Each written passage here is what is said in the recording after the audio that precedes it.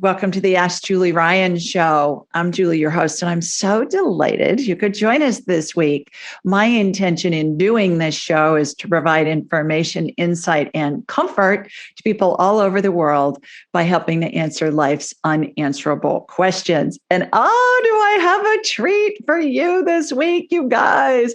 I have celebrity chef Missy Will with us.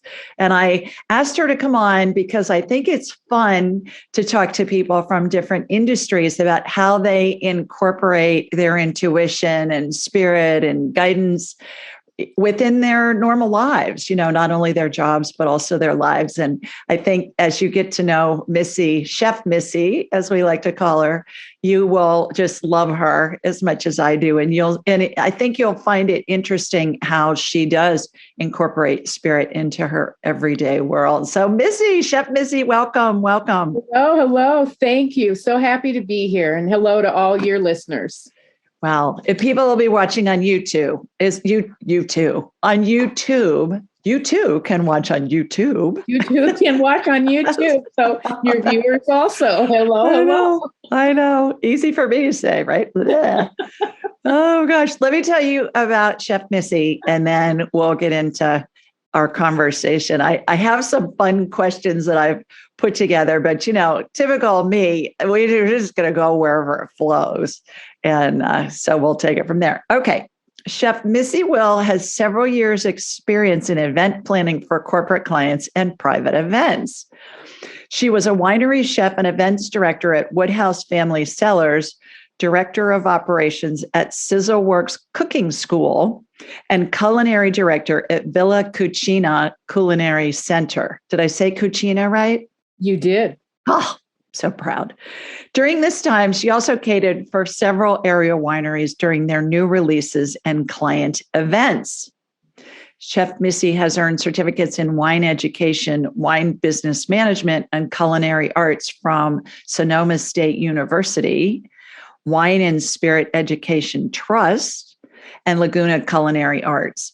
She's also served on the board of directors for the Seattle Wine Society and Woodinville Wine Country, and she's a member of the American Institute of Food and Wine, Women Chefs and Restaurateurs Association, Washington Wine Commission, and Napa Sonoma Women for WineSense. And Missy's the co-host of a weekly Napa Valley radio show called the Farm and Foodshed Report, heard on KWMR. So that's a mouthful. That's a lot of a pedigree for a chef, girl. But I guess, chefs do have pedigrees too. Like you'll see professors and they'll have 15 letters after their name. And you just think, oh my God, that's a lot. Niche. You find your niche, and I'm more business oriented. So that's sort of how I fell into a lot of those areas. I think in the country, when I think of food, I think of San Francisco and that whole wine country area up there. I think of New Orleans and I think of New York. Those seem to be the three areas in my non-chef mind where the food is just extraordinary. What do you think about that? Are there areas in the U.S. and then also abroad? If you had to name the top 5 food areas, what would they be?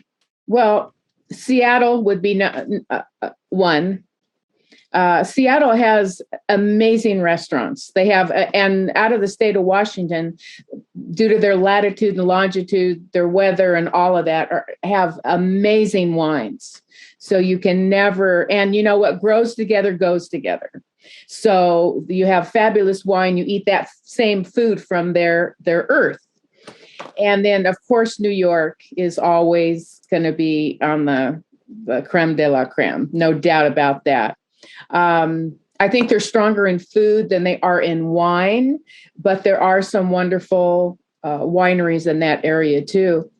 San Francisco, it's the best of the best. And then so they have all the surrounding wine areas that they can, work with. So a lot of the restaurants there do pair the wine and the food on many, many sheets. And And then there's also a little area, the little area that I live in is Petaluma Windy Wine Gap. It's windy always, but that helps because of the wind and the fog. I'm near the coast. That lets the grapes cool off quicker, and they can stay on the vine longer, and they have more flavor. And now people are driving from San Francisco and Napa to eat in Petaluma. It's just amazing. Tell everybody where Petaluma is. Well, Petaluma is 45 minutes north of San Francisco. And it's, if anyone knows where the 101 freeway is, it's right off of there. It's on the west side. So it's really between the 101 freeway and the ocean. Okay. And it's just, it's windy and it's foggy. Well, like San Francisco, I mean, you know, when you're sitting around the bay at any of the restaurants, sometimes you can't even see the Golden Gate Bridge because the fog rolls in. Right. Back in the day, I went to games in Candlestick Park in the Bay Area. It was August and I had a winter jacket on because it got so cold. And I was thinking, wow, what's up with that? But yeah, that's very much the case. Those are the American cities. Certainly the cities abroad that I would think of would be Paris would be my first one because of the French wines. Right. And then where else? Italy, I'm sure has. Yeah. Another area, because I've entertained and I was a corporate wife for 25 years. So I did a lot of entertaining and we did a lot of international travel. And so I think I did entertaining in 9 different countries. But another area is in the UK. They have all sorts of different restaurants and food, and it was amazing. So UK is one that I would put on that list. Spain is another one, especially around the coast, the coastal areas. You've got amazing fresh fish and farms and wineries, the Rioja wines, and sherry too. People don't drink enough sherry. Let's see. And the other place that I love their cuisine is Hawaii. Do they grow wine in Hawaii? Well, do they grow wine? Do they grow grapes? They actually make, well, yeah, I knew what you meant. Yeah. They actually make some wine out of pineapple. And they do have a couple wineries. It's a little on the sweeter side. So it's not, you know, they're not going to go in history right now for that. But that, you know, they have the Maui Wowie. You do the cannabis there. Of course, you do the cannabis in Northern California. Then that's another thing is the cannabis and the wine, the vineyards really are at war sometimes. So it's been a very interesting dilemma out here. They're at war for the land, you mean, because they grow well in the same climate? Not just the land, but they could be right next to each other. But the vineyard managers or winery owners, they don't want the smell coming across into their vines. That makes sense. There's this, and in water is a real issue up here right now too. So it's been a really interesting. I never knew there was so much cannabis around. So, but that's really been interesting to read and listen to the information about. Well, you shouldn't do this, and there should be so many yards between this, and so it's been interesting.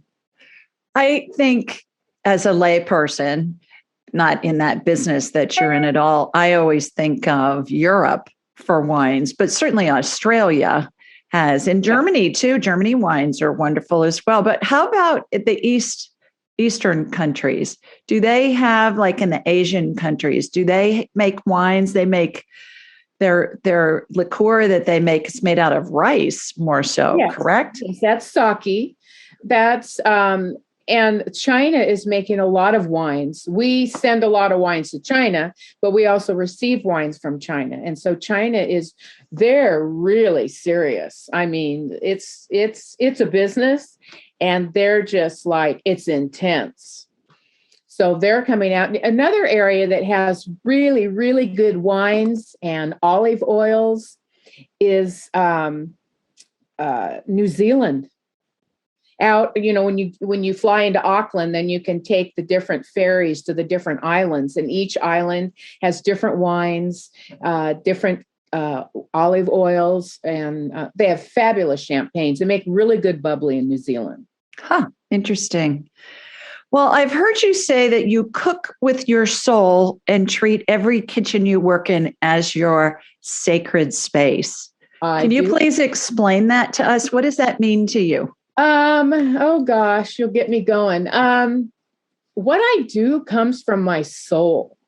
I mean, it's just something comes through me, and it's like I step aside and it does what it does. And so if I make something and pair wine with it and you really love it, you need to enjoy it, because it might not ever happen again, because I hear add this or do this or don't do that. And and I always, gosh, I haven't really shared this. I pray about what I do. I mean, it comes from God. It's Mother Earth. I bless what I'm cooking with. I never cook in a kitchen with anger. I will not. But when I'm shopping, I buy the foods that speak to me, that I bless the farmers that grew it, the ones that picked it, the drivers that transported it to wherever it is. And, and in the ingredients, it's a meditative thing for me. And it's what I'm here to do. So what you're doing is, when you're getting ideas, add this, do that, this kitchen doesn't feel right, what you're doing is you're connected to spirit, and you're channeling, my girl, is what you're doing, whether you knew that or not. And we all channel. Every inventor, every songwriter, every actor, every chef, everybody that does anything creative is all channeling. No ideas are original. And I have patents and trademarks. So, the government thinks my ideas are original, but I know they're not. I didn't at the time, but I do now. So all those ideas that come in, and that's why I would imagine if something turns out really good, it would be a good idea for you to maybe just record it on your phone and say, okay, I've added 4 tablespoons of this and 16 ounces of that. And then you've got new recipes to do that. But do you find that when you get ideas about things, do you ever get chill bumps or ever get goosebumps with something? I get a little lightheaded, I think. Interesting. It's like I'm connected, like above or something. And then all of a sudden somebody shows up, or the ingredient will show up, or it's just, I'm truly divinely guided. And it was funny when this first started, when I was doing like really large groups. I did a lot of work with the Microsoft people. And when I would do really large groups, it would even be stronger. And so when people would arrive, and we'd do the corporate team building, and they would arrive, and I would be introducing the different chef instructors and what we're going to have. And then these are my staff, and I couldn't even remember their names. I mean, and then I'd look over, and they knew, after a couple of times, they'd say, I'm such and such, I'm such and such. I'm like, and that's the team. Yeah, that's because you're in and out of different realities. You're in the spirit reality, which means your vibration level is really high. And then you're coming back to your human reality. When I'm scanning somebody, I do the same thing. And I'll tell people, I don't remember what I see if I'm doing a medical scan. I remember you. I remember details about you, like your family and where you live and stuff like that a lot of the time. But I'm not going to remember necessarily what I saw in a medical scan. And it sounds to me like that's exactly what's going on with you. Exactly. I mean, it's like the lights on, but nobody's home. Well, actually, you are, but your brain's in a different reality. So when we process information from a different reality into this reality, we're using parts of our brain that we've developed. And, everybody comes in with this ability. It's just learning how to do it and then enhancing what you learn once you develop it. But then what I find for me, and see if this makes sense for you, is I just don't remember it because it's not getting logged in the human part of my memory. If you tell me what we talked about, I can go back and I can access it. It's kind of like it's in the ethers and I can access it, but I don't remember, which is really beneficial with HIPAA because I can't disclose something that's confidential because I, honest to God, just don't remember it. True. For you, I would think that when you're inventing recipes and things like that, what's your procedure that you do? How do you figure out a way to replicate that when it's coming in, if you're in and out of different realities? And I'm really glad you're not setting the kitchen on fire while you're doing that. Yeah. Well, for the private chefing, I can never, like I say, I don't think about recording it. And the people that I have assist me are, when you're in someone else's kitchen and you're responsible for that experience, you're doing 3 to 5 things at once. And so I could never record or write down or anything like that because I'm someplace else. And I could even have all the ingredients ready and something says, no, don't do that. Shift over to something else and I'll do that too. I won't vary too far. If I'm making food, if I've gone into the client's cellar and I brought out certain wines and we have to have food that go with those wines, then that's one thing. But the rest of the time, I can't do it. But when on large events in the commercial kitchen, I have chefs that are assigned to certain dishes and recipes and things like that. So they do that. But what came up for me when you were saying that is I don't remember a lot about the process, but I can tell you what's on everybody's plate when they bring it back or when the plate comes in. I can tell you who ate what, who didn't. Normally I get empty plates and that's what I want to see. Oh, interesting. I never thought of that part, but that makes so much sense. Yeah. It's like I would proof is in the pudding. I would be so disappointed if a plate, it's never happened, God forbid, if a plate came back and somebody didn't eat it or, I would want to know why. Yeah. Interesting. Oh, gosh. Well, did you grow up in a family of chefs? Tell us about your childhood. No, not at all. I grew up in Newport Beach, California. My father was a doctor and my mother was in the restaurant business. They would buy restaurants and manage them. Spent a lot of time at the Balboa Bay Club and so I was always around food and the finer side of food. And then when I got married and doing all the corporate wife, I was managing and organizing the golf tournaments, the tennis tournaments and all that. And then also the restaurants and all the receptions and dinners and things like that. So you start sort of learning. And then my mom I didn't know she was going to pass away, but she had gone to the doctor and the doctor gave her, 2 or 3 weeks. And she actually died 3 weeks to the day. And during that time, she said to me, you need to follow your heart. And I thought, okay. And then all of a sudden she passed. And when I was living in San Clemente and looking at the sunset one of the evenings, it just came up for me. I need to go take a cooking class. And I went and took a cooking class on chocolate souffles, if you will. I hadn't mastered that. And I met the gal at the school and she had just quit her corporate job in San Francisco, moved to Laguna Beach, opened Laguna Culinary Arts, just started doing cooking classes. And I took one. And from there, we started the professional chef program. Wow.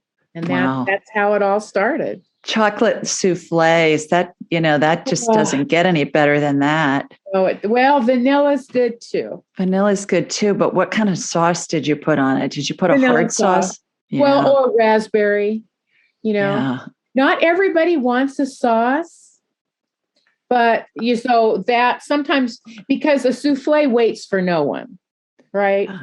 So you have to serve it, and then because sometimes they say no, they don't want it, or yes, they do, and then you serve it, and they're like, oh well.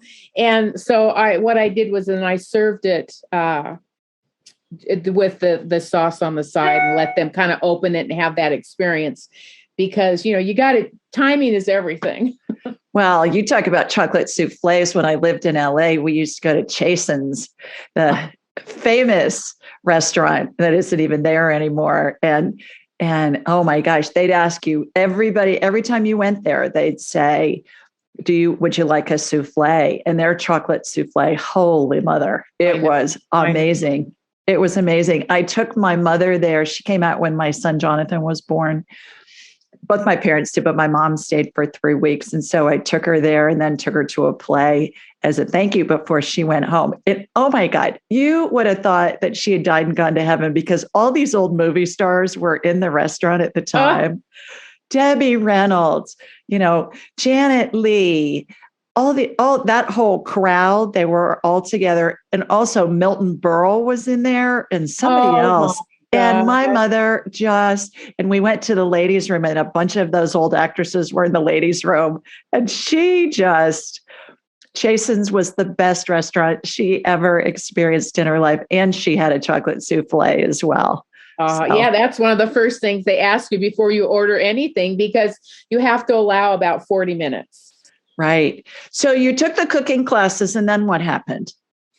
Well, and then what happened is William Sonoma approached me. I taught some classes for them, and that was interesting, because you had to do recipes around the new items or new pots and pans that they were selling. So that was a whole nother okay, well, here's a pot. It was easy when a paella pan, you make paella, but then you get a brand new type of cookie sheet. It's like, okay, well, you make all meal in one. And so that was all interesting. And then, of course, you would sell the products at the end of the class. And then I was contacted by people in San Clemente, and they asked me if I would be interested in building a cooking school. I said, yes, I don't know how that would happen. And they had a 3,000 square foot store on the main street in downtown San Clemente. And 1,000 square feet in front was for like a small Williams Sonoma. 1,000 square feet on the other side was like interior design. And then they had 1,000 square feet starting with dirt in the back. And that's what they gave me. So I built the cooking school, used Viking equipment, and had it set up. Viking donated all the equipment, and as long as I would allow them to come show their clients that were redoing their kitchen or building new homes, that they could come and use the equipment. I said, yes, that was a fair deal. And then I had 17 chef instructors, and it was just amazing. It's a great time. Wow. Is it true that gas works better for chefs? It seems like gas is in all of the the top kitchens versus the electric. It is, because you have a little more, it is about control, but it's not control it's not immediate. Well, with gas, it's immediate control. You can turn something down immediately. It takes a few seconds or a minute or two, depending, especially with Viking and Wolf and those, because that's a lot of power. With electric, it's either one thing or the other. It's either hot or off. It's like there's no middle of the road. Mm-hmm. So you can do it, but you really have to spend more time and energy on the focus of it versus the food. Yeah, interesting. I have a friend that just moved into a new home for her. It's not a new house, but a new home for her in Florida. And they don't allow gas ranges. They only allow electric. And she's used gas her whole life. And she's a chef, and so is her husband. I mean, not professionally, but they're really good. cooks, and she's just driving her nuts. She said, "Oh my gosh, I just can't even." She'll get used to it, but it's just not the same. And we're getting, especially even up here in Northern California, the new buildings are not allowing gas, not gas fireplaces, not gas stoves. They're going all electric. Wow. That sounds like some marketing happening there in those areas from the electric company today. Yeah. In her book, Mastering the Art of French Cooking, Julia Child, who I love, said, "Cooking is an art. It requires practice and experience. The most important ingredient you can bring to it is the love of cooking for its own sake." Do you have role models who either in person or in spirit have inspired and directed you in your career? And then I'm going to tell you who two of your spirit guides are, who I can see standing behind you as we're having this conversation. So first of all, who are your role models? Well, Julia Childs, of course, because she just was a woman, of course. There's more male chefs than women. And she just went for it. She didn't pretend to be anything she wasn't. She just went for it. And then when she on her show, she'd just slap this or slap the chicken down and, whoa, and I just was like, wow, that's amazing. And then because breaking bread is so sacred. And so Anthony Bourdain is one that if I could break bread with anybody, it would be Anthony Bourdain, because he was so real. He traveled so many different countries as I did. And when you sit down with people from different cultures, we're all the same, at the end of the day, but everyone has a different story. And Anthony brought that out in people, as well as the art. And I think too, then art coming in, it's also in plating. Like when I get ingredients, I wake up in the middle of the night and I can see how I want them plated. And I want them set down in front of the people exactly how they're supposed to be. Yeah. In the right direction too, exactly. Right? Yeah. Absolutely. With this at the top and that at the bottom. And yeah. When I turned 40, I had a birthday weekend with 9 of my best girlfriends in New Orleans, and we all flew into New Orleans, and it was such a blast. And it was just a food festival. And the first night we were staying in the Windsor Court Hotel, and we were in their private dining room. And so there were 10 of us in the dining room. Each one of us had our own busboy in the white dinner jacket. But for dessert, I had given them all Tiffany crystal boxes. And I said, "You're a gift to me. Thank you for being in my life. You get to New Orleans, I'll pick up the tab on everything else." And it was so much fun. But the pastry chef there did a replica of those Tiffany boxes. You get a blue Tiffany box and you don't even care what's in there because it's going to be good. Yes. And she did a replica of those Tiffany boxes out of chocolate. And then it had mousse inside of it and the lid lifted off. But then on the plate, it said, "You're a gift to me, love, Julie." She had written on all the plates. Those busboys came in, they set them all down at the same time in the right position. I have never had an experience like that where it was just, everybody just went, "Oh my God." It was so impactful when we did that. So I know exactly what you're talking about with that. It is an experience. And that restaurant and those servers and the chefs and the owners and everything, they are responsible for your experience by the minute you get out of your car until the minute you go back in. Mm-hmm. Well, it was such a fun weekend that for years afterwards, I'd get these birthday cards and they'd say, "Happy 3rd anniversary of your 40th birthday party." something like that, which was so fun. And that was before 9/11. So I felt like I was in a movie because somebody would fly in. We all flew into the New Orleans airport, and then we'd pick them up, and then we'd go in a group to go meet whoever was flying in next. They were coming in from all parts of the country, and it was just a blast. And then one other fun thing about that dinner was at one point, one of my friends who's a psychologist overheard one of the busboys say, "Do you hear what those women are talking about?" there were doctors there and a couple of nurses, and God only knows. And the wine was flowing, and it was just hilarious. So much fun. And then the next night we went to Commander's Palace, and again we had a private dining room there. And we got a tour of the kitchen by the head chef and a tour of the pastry kitchen, of course, which was my favorite, and a tour of their wine cellar.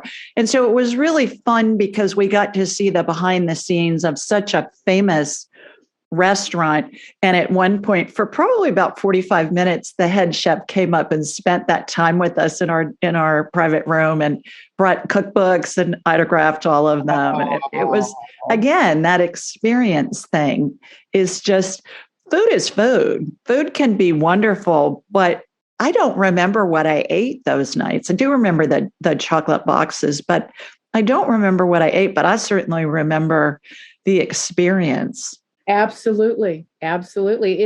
It's that feeling you felt from that experience. Yeah. And the memories that it makes too. So, okay. Julia Child is one of your spirit guides, by the way. She's standing behind you. And the other one's Paul Prudhomme. Thinking of New Orleans. Lord, yes. Yeah. Oh, Lord. Do you resonate with him? And tell everybody about Paul Prudhomme. I've met him a couple times, and his seasonings, he used to have amazing seasonings, and another one that just showed up and with his energy didn't really need to say a lot. So yes. Oh, and thank you both. Yeah. So they were around you. So you can call them by name. Just say, "Hey, Julia, what do you think about this?" And you'll get an answer. It'll pop in your head in a second. And if you hear it immediately, or you hear it before you're even done with the thought or done with the question, if you're asking out loud, and that thought comes in midway, or that answer comes in midway through the thought, you'll know that that's them talking to you. Okay. Same with Paul. And then you can just ask in general, and all of your spirit guides will help you. But those two in particular, I wanted to see who showed up in this time that we're chatting. And those are the two that have shown up front and center. So I thought that was pretty fun. Well, I think there's a new show on Netflix or HBO, or one of them, about Julia Child. There is. It's brand new. And do you know what it's called? I don't remember what it's called, but it even talked about her because she was a spy. She was, and maybe she'll come through and tell you about it.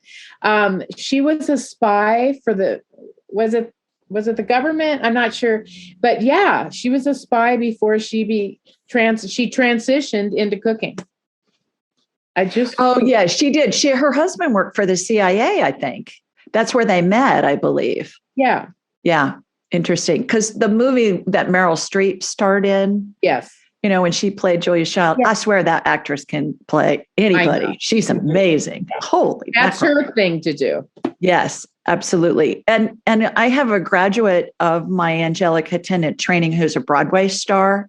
And she talks about, there have been several shows that she's been in where she felt like she was channeling. She played June Carter Cash in a Broadway show. And at one point she had to go out into the audience, and she said it was all ad lib, and I never knew what was going to happen. And she said, "I promise you, I was scared out of my mind every night when I did this, hoping it would go well. And I'd go out and it would be 5 minutes of that. And I'd come back on stage and I'd think, oh my God, what just happened?" So how amazing is that? And I think that's what we all do when we're in the flow, they call it. It's just, I know when I was writing my book, I wrote some stuff and then I'd read it later and I think, oh, that was pretty good. I don't remember writing it, but spirit coming through me and inspiring me. So who inspires you now? that's alive? Who do you follow and get ideas? Where do you get ideas? I don't, for cooking, there's a gentleman, and I don't remember his name, but he is on Sunday evenings on CNN, and he's traveling Italy. And I just adore him because, again, he's also a chef. I don't know if he's a chef or a home chef. And I just love him. He goes to all these restaurants, and he goes, before they make something, while they're making something, they sit down and they're pairing. Again, what grows together goes together. And he goes in sometimes in people's homes, and he's really a takeoff from Anthony Bourdain. And I don't remember his name, but just a lovely guy. And I was so inspired this last Sunday. I'm like, oh my God. I mean, my heart was just pounding. Say more about what grows together goes together. Well, in the wine world, it's called terroir, the earth where the grapes and the vineyards are coming out of. And sometimes before that, there could have been green peppers or, it's the same soil. It's the same soil. And so you want to merge that together. Also the culture, also all of that into one. Like I would never have an Italian meal and a French wine. I just couldn't do it. But when you're traveling, you're eating Italian food, you want the Italian wine that goes with it. If you're in Northern California, I mean, you don't have to do this, but it's just being part of the food movement. It's all coming out of Mother Earth. And sometimes in certain wines, you can taste there's a little green to it. It's a mineral to it, and something could have grown in the earth before they planted the grapes. So it's like a marriage. Interesting. Would somebody who isn't a wine aficionado recognize the difference between an Italian wine and, say, a French wine or a wine from Northern California? Or is that a learned skill? I would say it's a learned skill, because I guess at the end of the day, you're still going to drink what you like, no matter where it's from, right? And that you're going to eat what you like and drink what you like. But when you do start getting into more wine and food, you do start noticing like, oh, that bouquet, that's from Napa Valley. I mean, clearly it's a Cabernet Sauvignon from Napa Valley. Or you might taste a Barolo from Italy. And the French wines, they're different. They're where you've got the Burgundy and the Burgundy over there is what we call Pinot Noir here in California or the United States.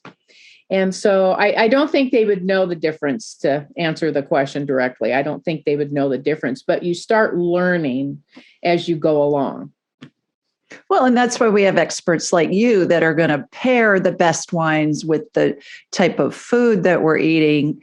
And then back to that experience thing, it all ends up being an amazing experience. And you know the differences of those nuances between the different wines. Interesting.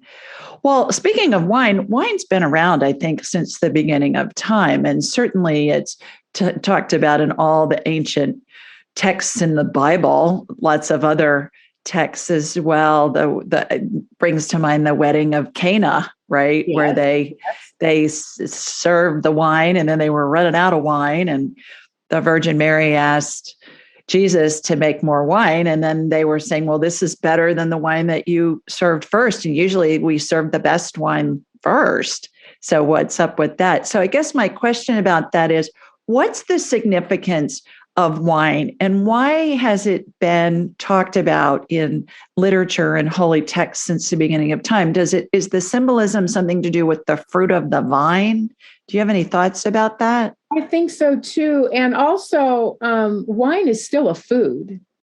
It still comes from grapes. It's just in a liquid form.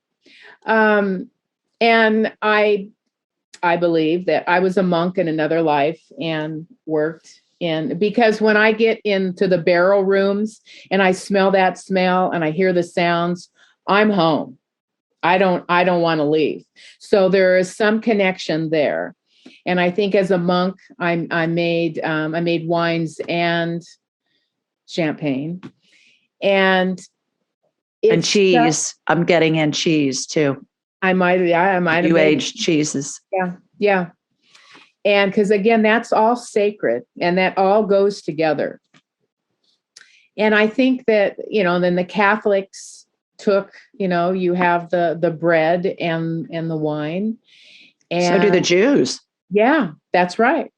And it all goes together. And I just think it's part of the Holy Grail. And I think, people say the wine that the first grapes, people say, I've read where it's different. I hear Merlot more than anybody, that the wine that Jesus turned into water was Merlot, and that the very first wine came from Greece. But how do we know? Interesting. All right. So does Lucerne, which is in France, does that have wine? Does that grow grapes? Yes. Okay. You were in an abbey in 1493 in Lucerne, France. And it would be interesting, double check that, but I think that was during the Black Plague or right after the Black Plague. Okay. Where 2/3 of Europe died. So there's some significance there. When you're talking, I'm getting information. I call it divine downloads. I'm getting information downloaded into my head. When you said, I think I was a monk in a previous life, I got goosebumps all over my body. Too, actually. Yeah. I connected with you too. I think, yeah. Those I call those validation bumps. That's spirit going, yeah, you're on it. That's right. That's right. Interesting. Sometimes I'll even have dreams or experiences where I'm back someplace there in something like that, and the room's dark, not in a negative way, but it's and sometimes I see my feet when I walk. I wear like the Birkenstock shoes. The Jesus sandals, we used to call those. Sandals. Yeah, exactly. When you were talking about making wine and making champagne, I was seeing those big rounds of cheese.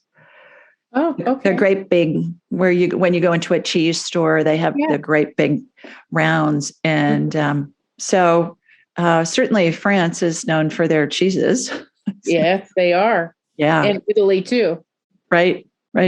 Yeah. So you might have been an abbess or a monk in several lifetimes. Yeah. So we can find that out sometime offline. Okay. We'll do that. We can do that.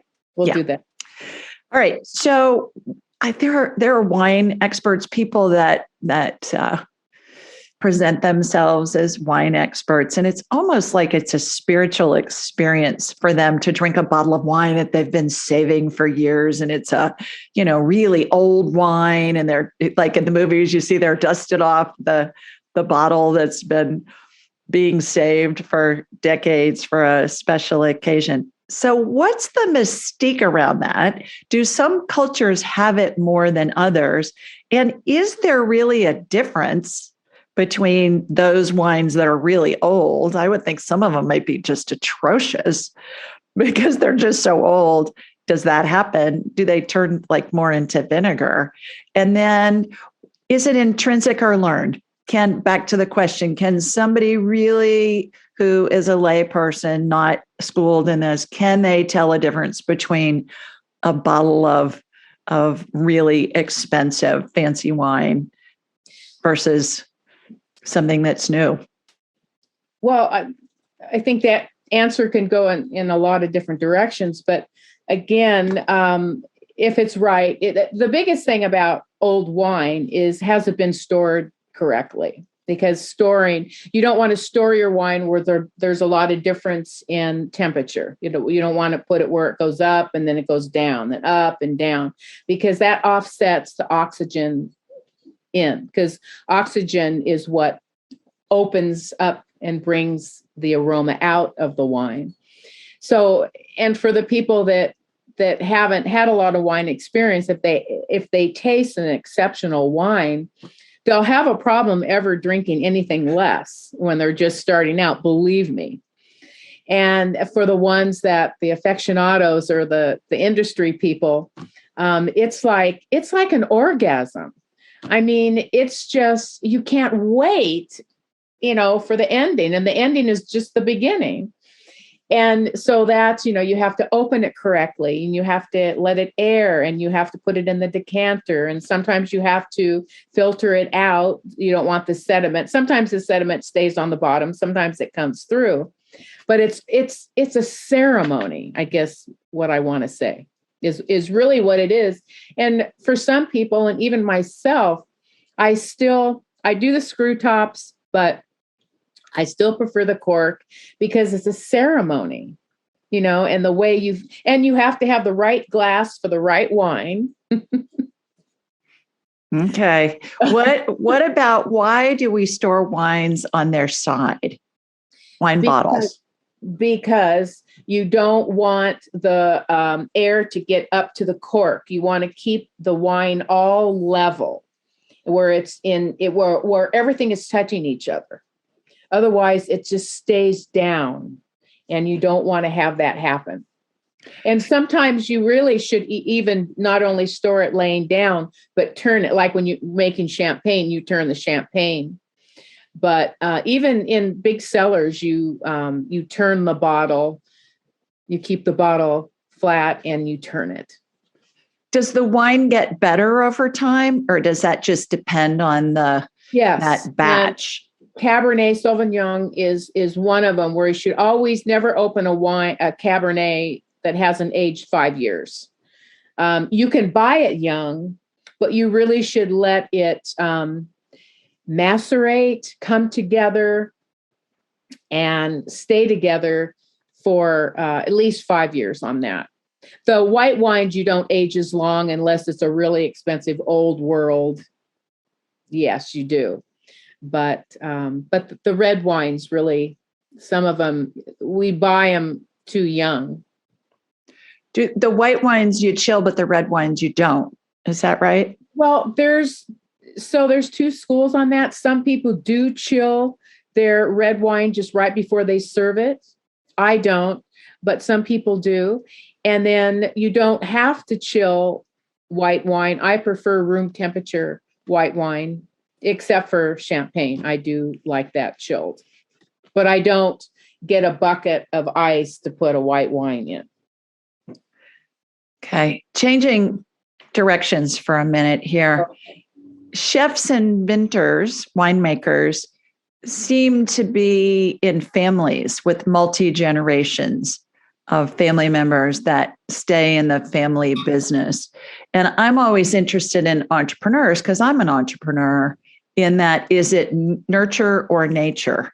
Is it something that they learn, or is it something just intrinsic? Do you know families like that? Certainly in Napa and elsewhere. And what are your thoughts on that? As for someone who's came up here wanting to pour for different wineries, it's been difficult to get in because they have their small family and they keep it amongst them. It's and some I've observed that might be even an expectation that the children and the grandchildren take it over. And then other ones I've observed that it's just in their DNA. They may go off and go to college, or they may go to college, get married, do their thing, whatever it is, doctoral or in legal work or whatever, then come back into it. They bring all that new energy back into it. So I think if you're born into it, you're still always going to be connected to it. That just seems what I have observed. Interesting. I see that in families too, in business. they'll, I always say, well, so-and-so, they won the sperm lottery because their parent started a business and then, and then they're the grandchild of the one who started the business and they don't really have much business acumen, but that's what they're doing. And before long, they're running the company. And they usually live on site also. Like, right. There's a lot of acres and they live there. So they grow up even as a child. Even I have one friend who she and her significant other just started a winery. And while they're making wine, they made love and they have a baby now. And the baby is strapped to her when she's doing one thing or the other while making the wine, or strapped to the father while he's out doing something outside in the vineyard. And there's just something about that. So they're learning through osmosis the whole time, just from being immersed in the culture and what the daily events are and all of that. Okay. When you meet somebody and you're planning like a private dinner or a big function, do you have ideas that come in and you think, oh, this woman is really personable. So I'm going to suggest this, and this. And this man really is very quiet, but has a lot of presence and commands respect. Does your brain go into, oh, and maybe I'll suggest this and this for him to consider? How does that work? Well, sometimes it's difficult because you've got the masculine and the feminine. And other times, the best thing that sort of is the saving grace is they want to take wine out of their cellars, because so many people buy all the wines. They have amazing cellars, but they don't use them. They leave the earth and, their kids get to enjoy them or whatever, or they're auctioned off. And so that always helps is if they have certain wines that they want food to be paired with. So that's kind of the saving grace.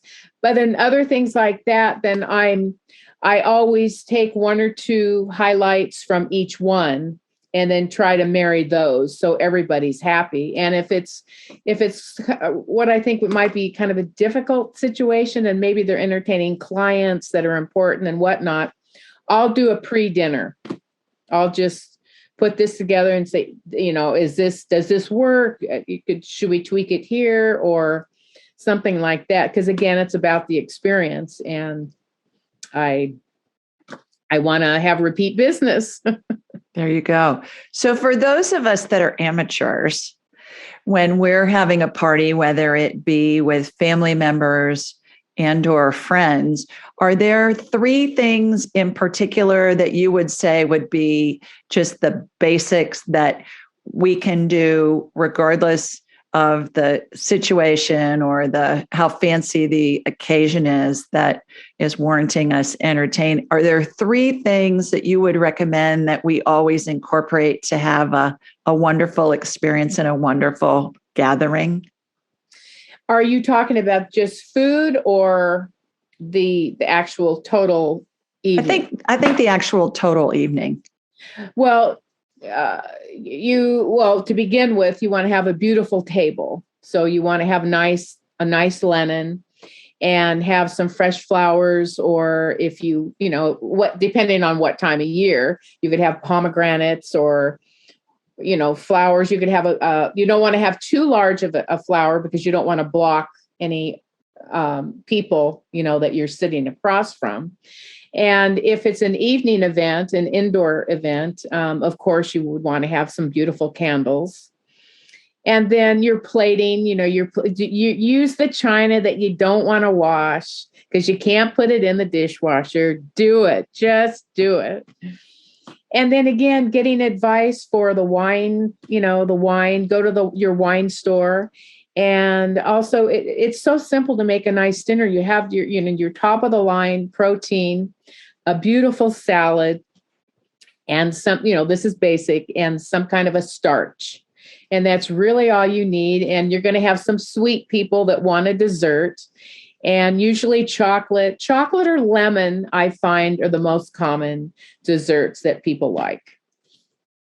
Wonderful. So I'm thinking when my teenage grandsons come over for Christmas dinner, I always have all the good china out and the sterling and all of that. They could care less about that. They're just interested in eating and, and that and what they get. That's right. And it's all about cash now, as teenagers. Right. But for me, it doesn't feel right unless I do that.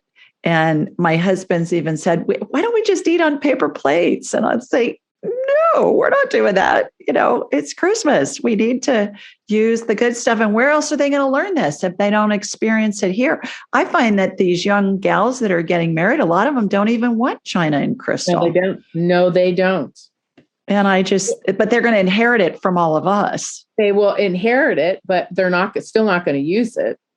And it amazes me, all these trophy kitchens that people have, and they still just call for reservations, or they have an $8,000 espresso machine and they go to Starbucks, Yeah. Yeah. Well, that's why we have people like you that can help inspire us. And, Martha Stewart, I think, God love her. She's been such an inspiration now to several generations of women and reminding us that, there is a finer side that really benefits everybody. And it doesn't have to be really hard to do some of this and you stuff. do it a couple of times, you know the fire drill, you get it out of the box and you wash it and all that kind of thing. And then you don't let anybody else help you because God forbid if anybody breaks anything.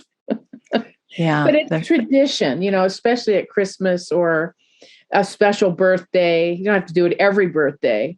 And then another fun thing too, is if you live where you have the weather, is outside grilling, and especially if you have a little bit of an outside kitchen or can create one, everybody loves to be outside and you can do it buffet. It's so much fun to do buffet. And that's another thing too, that's easy is do a buffet. You don't always have to do the family style on the table or have it served.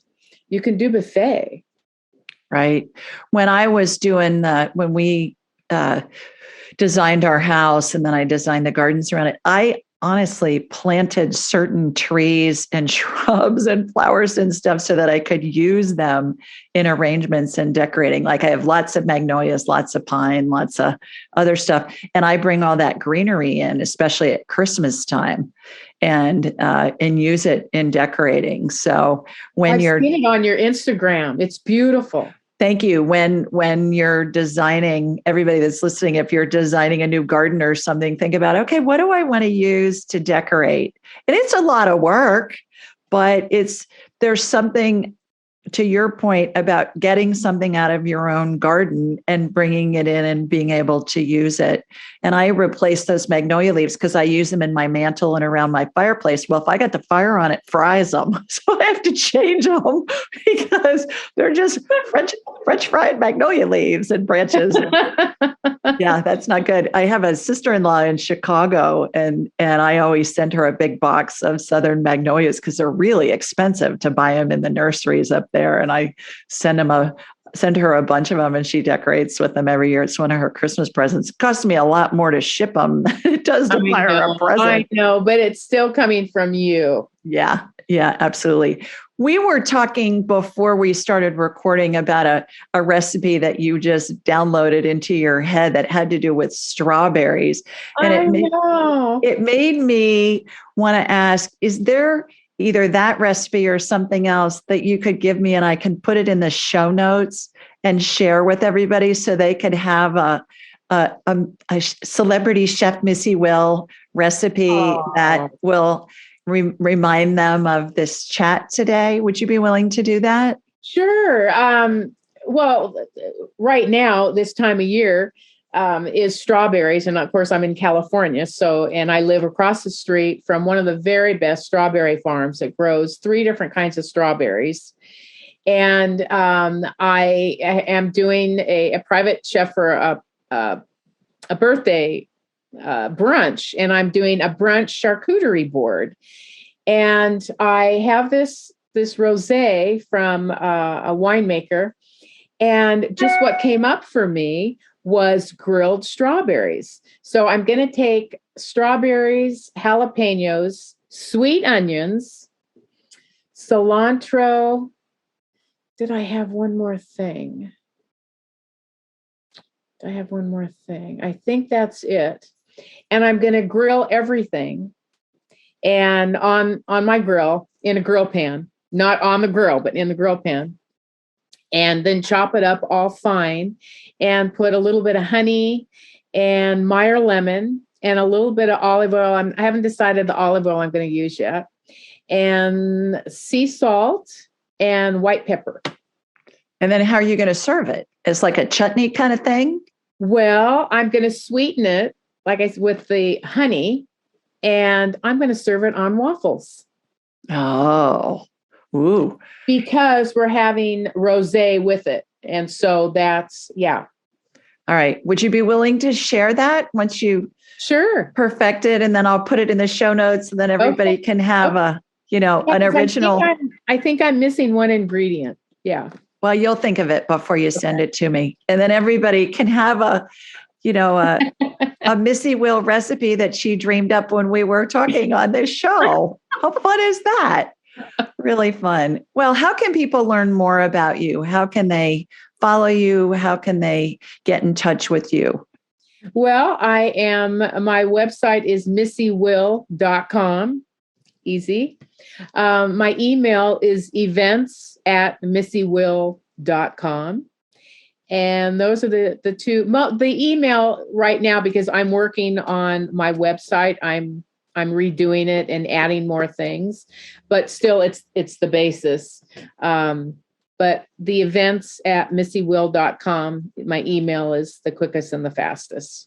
So if somebody's watching and they want to import you for a party and they're not in Northern California, do you have pots and pans will travel? Pots and pans will travel. Funny you would say that.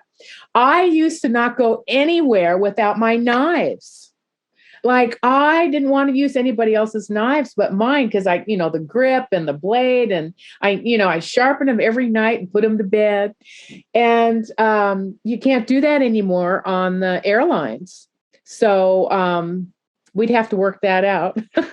But truly, if anyone has, any questions or, pair something, just email me. I'd be happy to answer anything. Oh, what a generous offer. Thank you so much.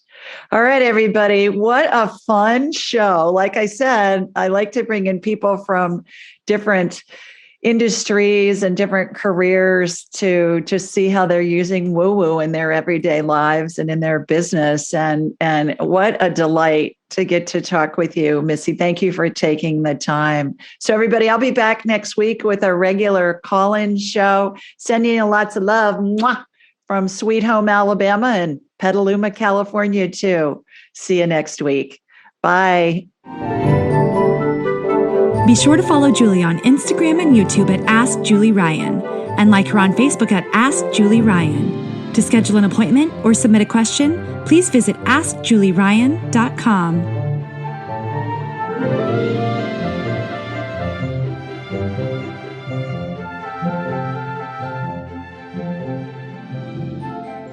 This show is for informational purposes only. It is not intended to be medical, psychological, financial, or legal advice. Please contact a licensed professional. The Ask Julie Ryan Show, Julie Ryan and all parties involved in producing, recording, and distributing it assume no responsibility for listeners' actions based on any information heard on this or any Ask Julie Ryan shows or podcasts.